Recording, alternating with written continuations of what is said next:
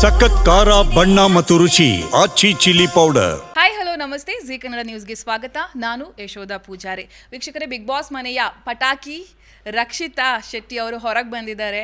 ತುಂಬ ಸುಸ್ತಾಗಿದ್ದಾರೆ, ಚಕ್ಕುಲಿ ತಿಂತಾ ಇದ್ದಾರೆ. ಅವ್ರು ಚಕ್ಕುಲಿ ತಿಂತಾ ಇರಲಿ, ನಾವು ಹಾಗೆ ಮಾತಾಡ್ತಾ ಹೋಗೋಣ. ಹೇಗಿದ್ದೀರಾ? ತುಂಬಾ ಚೆನ್ನಾಗಿದ್ದೀನಿ. Congratulation. Thank you so much. ಹೇಗೆ ಅನಿಸ್ತಾ ಇದೆ ನಿಮಗೆ ಸಿಕ್ಕಂತ ದುಡ್ಡಲ್ಲಿ ಹಸು ತಗೊಳ್ತೀರಾ ಅನ್ನೊಂದು ಸುದ್ದಿ ಸಿಕ್ತು, ನಿಮ್ಮ ಹೇಳ್ತಾ ಇದ್ರು. ಹೌದು, ಬಟ್ ಇವತ್ತೇ ಸದ್ಯದಲ್ಲಿ ಹಣದಲ್ಲಿ ಎಂತ ಮಾಡ್ತೀನಿ ಅಂತ ಗೊತ್ತಿಲ್ಲ. ಅದೇ ಇವಾಗ ತಲೆಯಲ್ಲಿ ಇಲ್ಲ. ಇವತ್ತೇ ಜಸ್ಟ್ ನಾನು ಇದೇ ಪ್ರೊಸೆಸ್ ಎಂಜಾಯ್ ಮಾಡ್ತಾ ಇದ್ದೀನಿ. ಯಾಕೆಂದರೆ ನಿನ್ನೆ ಟುಡೇ ನಾನು ಫಸ್ಟ್ ಡೇ ಬಿಗ್ ಬಾಸ್ ಮನೆಯಿಂದ.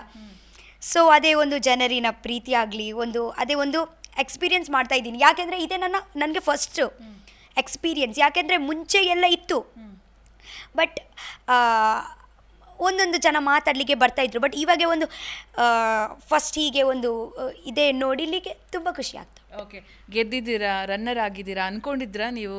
ಸುದೀಪ್ ಸರ್ ಕೈಯಲ್ಲಿ ನಿಮ್ಮ ಕೈ ಇರುತ್ತೆ ಅಂತ ನೋಡಿ, ಎಕ್ಸ್ಪೆಕ್ಟೇಷನ್ ಇರಲಿಲ್ಲ, ಬಟ್ ನನ್ನ ಮೇಲೆ ನನಗೆ ಕಾನ್ಫಿಡೆಂಟ್ ಇತ್ತು, ನಾನು ಹೋಗ್ತೀನಿ ಅಂತ. ಓಕೆ, ಬಿಗ್ ಬಾಸ್ ಜರ್ನಿ, ಕನ್ನಡಿಗರ ಪ್ರೀತಿ, ಇದನ್ನೆಲ್ಲ ನೋಡಿದಾಗ ರಕ್ಷಿತಾ ಯಾವ ರೀತಿ ಸಂಭ್ರಮಿಸ್ತಾರೆ, ಕನ್ನಡಿಗರಿಗೆ ಎಷ್ಟು ಋಣಿಯಾಗಿರ್ತಾರೆ ಅಂತ ಹೇಳಿ? ಆ್ಯಕ್ಚುಲಿ ಇದೇ ನಾನು ಎಷ್ಟು ಮಾತಾಡಿದ್ರೆ ಕೂಡ ಕಮ್ಮಿಯೇ. ಓಕೆ, ಎಷ್ಟು ಋಣಿಯಾಗಿ ಇರ್ತಾರೆ ಅಂದರೆ ನಾನು ಸಾಯುವ ತನಕ ನಿಮಗೆ ಮರೆಯಲ್ಲ ಹಾಗೆ. ಓಕೆ, ಸುದೀಪ್ ಸರ್ ಬಗ್ಗೆ ಹೇಳೋದಾದ್ರೆ ಏನು ಹೇಳಕ್ಕೆ ಇಷ್ಟಪಡ್ತಾರೆ? ಸುದೀಪ್ ಬಗ್ಗೆ ಇಲ್ಲಿ ಬರಲಿಕ್ಕೆ ನನಗೆ ಸಾಧ್ಯ ಆಯ್ತಲ್ವಾ, ಅವರು ಕೂಡ ಕಾರಣ ಇದ್ದಾರೆ. ಆಮೇಲೆ ಸುದೀಪ್ ಸರ್ ಎನಿ ಟೈಮ್ ಮನೆಗೆ ಬರಬಹುದು ಅಂತ ಹೇಳಿದ್ರೆ ಅದು ಎಷ್ಟು ಖುಷಿ ಆಯ್ತು. ನಿಮ್ಗೆ ಹೇಗೆ ಗೊತ್ತು? ನಾನು ನೋಡಿದ್ನಲ್ಲ ಟಿವಿ. ಹೌದು, ನಾನು ಯಾವಾಗ ಮನೆಯಲ್ಲಿ ಅವರಿಗೆ ಹೇಳಿದ್ದೀನಿ 15 ಸೀಸನಲ್ಲಿ ನಾವು ಎಂತೆಂಥ ತಪ್ಪು ಮಾಡಿ ಬಂದಿದ್ದೀವಿ ಇಲ್ಲಿ ತನಕ, ನೀವು ಯಾವಾಗ ಬನ್ನಿ ನಮಗೆ ತಿರ್ಗಿಸ್ಲಿಕ್ಕೆ ಹೇಳ್ತೀರಾ, ನಾವೇ ನಮಗೆ ಮುಳ್ಳು ಆಗಿದ್ರೆ ಅವರೇ ಹೇಳ್ತಾರೆ ನಿಮಗೆ ಮುಳ್ಳು ಆಗ್ತಿದೆಯಾ, ಸರಿಯಾಗಿ ಡೈರೆಕ್ಷನ್ ತೋರಿಸ್ತಾರೆ. 15 ವೀಕಿಂದ ಡೈರೆಕ್ಷನ್ ತೋರಿಸಿದ್ರು. ಮುಂಚೆ ನಾನು ಒಂದು ವೇಳೆ ತಪ್ಪಾಗಿದ್ರೆ, ದಾರಿ ತಪ್ಪಿದ್ರೆ ಯಾರು ಇರ್ತಾರೆ, ಸರ್ ಹೇಳಿದ್ರು ಅವರ ಜೊತೆಗೆ ಮಾತಾಡಲಿಕ್ಕೆ ನಾನು ಯಾವಾಗ ಕೂಡ ಬರ್ಬೋದು ಅವರ ಮನೆಯಲ್ಲಿ. ಡೈರೆಕ್ಟ್ ಲೈಫಲ್ಲಿ ಎಂಥ ಪ್ರಾಬ್ಲಮ್ ಆಗಿದ್ರೆ, ಎಂಥ ಕನ್ಫ್ಯೂಷನ್ ಇದ್ದರೆ ಡೈರೆಕ್ಟ್ ಮನೆಯಲ್ಲಿ ಬಾ, ನಾನು ಮಾತಾಡ್ತೀನಿ ಅಂತ. ಓಕೆ, ಗಿಲ್ಲಿ ಮೇಲೆ ಪ್ರೀತಿನ, ಕ್ರಶಾ, ಫ್ರೆಂಡ್ಶಿಪ್ಪಾ? ಗಿಲ್ಲಿ ಮೇಲೆ ಫ್ರೆಂಡ್ಶಿಪ್ ಅಷ್ಟೇನಾ? ನಿಮ್ಮಿಬ್ಬರ ಜೋಡಿನ ಜನ ತುಂಬಾ ಪ್ರೀತಿಯಿಂದ ಸ್ವೀಕರಿಸಿದ್ದಾರೆ. ಹೌದು, ಹಾಗೇನೆ. ಅಂದರೆ ನನಗೆ ತುಂಬ ಖುಷಿ ಆಯಿತು. ನನಗೆ ಮತ್ತೆ ಗಿಲ್ಲಿಗೆ ಒಂದು ಇದೆ ನೋಡಿ, ಅದೇ ನಿಮಗೆ ನೋಡಲಿಕ್ಕೆ ನೀವು ಇವತ್ತು 3 ಪರ್ಸ್ಪೆಕ್ಟಿವ್ ಇಟ್ಟಿದ್ದೀರಾ. ಅದೇ ನನಗೇನೆ ಗೊತ್ತುಂಟು ಅದೇ ಯಾವುದು ಬಾಂಡಿಂಗ್ ಅಂತ, ಅದೇ ಫ್ರೆಂಡ್ಶಿಪ್ ಬಾಂಡಿಂಗ್ ಅಂತ ನನಗೆ ಗೊತ್ತುಂಟು. ಯಾಕೆಂದರೆ ನಾನು ನನ್ನ ಮನಸ್ಸಿಂದ ಫೀಲ್ ಮಾಡ್ತಾ ಇದ್ದೀನಿ. ನಾನು ಎಂತ ಫೀಲ್ ಮಾಡ್ತಿದ್ದೀನಿ, ನೀವು ಅದೇ ಫೀಲ್ ಮಾಡಲ್ಲ. ಯಾಕೆಂದರೆ ನನಗೆ ಗೊತ್ತುಂಟು ಇದೆ ಫ್ರೆಂಡ್ಶಿಪ್ ಬಾಂಡಿಂಗ್ ಅಂತ.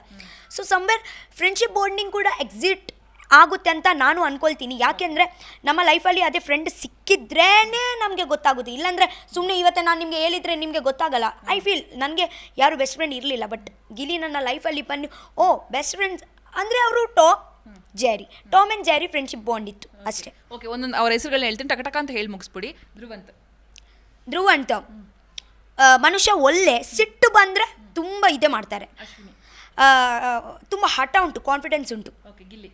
ಗಿಲ್ಲಿ ತುಂಬ lively, entertaining and open hearted boy. Raghu ಅನ್ನ ಡಿಸಿಪ್ಲಿನ್ ಆಗಿ ಒಂದು ಅವರ ಏಜಲ್ಲಿ ಎಷ್ಟು ಜನ ಅವರಿಗೆ ಒಂದು ಇನ್ಸ್ಪಿರೇಷನ್. ಕಾವ್ಯ ಓಕೆ. ರಾಶಿಕಾ ಪಿಕಾಕ್. ಯಾರ ಜೊತೆ ಫ್ರೆಂಡ್ಶಿಪ್ ಮುಂದುವರಿಯುತ್ತೆ? ಗಿಲ್ಲಿ ಆ್ಯಂಡ್ ಮಾಲು ಅಣ್ಣ.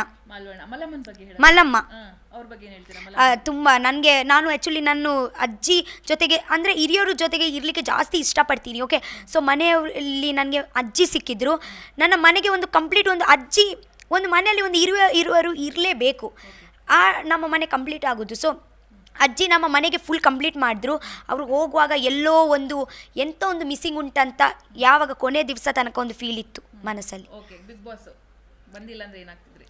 ಬಿಗ್ ಬಾಸ್ ಬರಲಿಲ್ಲ ಅಂದರೆ ರಕ್ಷಿತಾ ಯಾರು ರಕ್ಷಿತಾ, ಎಂಥ ರಕ್ಷಿತಾ ಅಂತಾನೆ ಇರಲಿಲ್ಲ ಬಿಗ್ ಬಾಸ್ ಇರಲಿಲ್ಲ ಅಂದರೆ. ಫೈನಲಿ ಅಭಿಮಾನಿಗಳಿಗೆ ಪ್ರೀತಿ ಕೊಟ್ಟಂಥ ಜನರಿಗೆ ನಿಮ್ಮ ಮಾತು?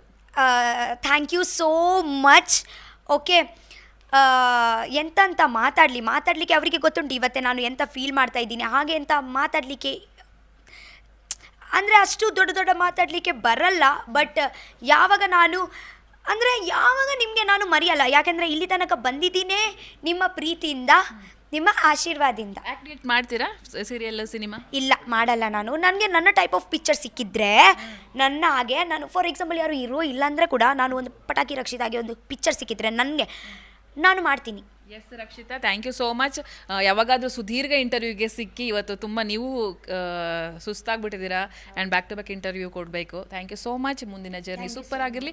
All the best. ಹಾಂ, ಥ್ಯಾಂಕ್ ಯು. ಓಕೆ. ಎಸ್ ವೀಕ್ಷಕರೇ, ಇದು ರಕ್ಷಿತಾ ಶೆಟ್ಟಿ ಅವರ ಮಾತುಗಳು. ಕ್ಯಾಮರಾ ಪರ್ಸನ್ ಗುಡಿಗೆರೆ ಜೊತೆ ಯಶೋಧ ಪೂಜಾರಿ, ಬೆಂಗಳೂರು.